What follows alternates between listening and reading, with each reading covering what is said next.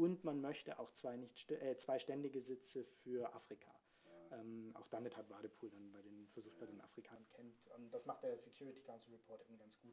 Man kennt jemand aus der Delegation, der kann an. Normally, Germany's chances are good because it's a diplomatic heavyweight.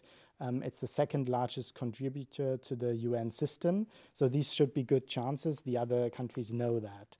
However, this time Berlin is getting nervous and the race is quite open. Also because the election is taking place with secret ballot, which means that even though agreements are made before the elections, nobody can be sure whether these agreements are kept or not. And we assume that 10 to 15% of the agreements that are reached are actually not kept. Und wie diese Verhandlungen, wie lange die dauern, wie viele Runden das da braucht, bis Entscheidungen getroffen werden. Und das ist das Ziel, das auch irgendwie zu.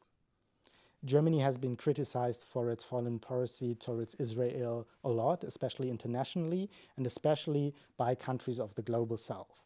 But these countries of the global south, they are very important in this election because they constitute a majority in the General Assembly. So to have them on your side is very important to be elected for this non-permanent seat.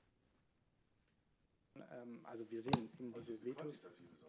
Das ist eine quantitative Sache. Der Rest ist eher im Qualitativen angesiedelt. The German foreign minister said, for example, that he wants more Germans in top UN positions. If now he fails to get Germany elected to the UN Security Council, this would be a defeat for this strategy.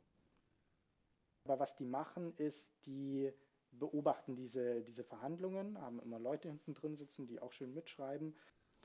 So the Security Council is the most powerful body of the UN system. However, it is difficult to influence for a non-permanent seat because the dynamics in the council are so dominated by the permanent 5 members because they can block decisions, and this blocking of decisions is taking place more regularly, which means that for the council to reach decisions has become more difficult actually.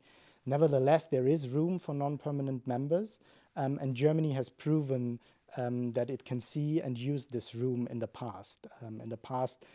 It has been the country who co-authored most resolutions and who organized most informal meetings.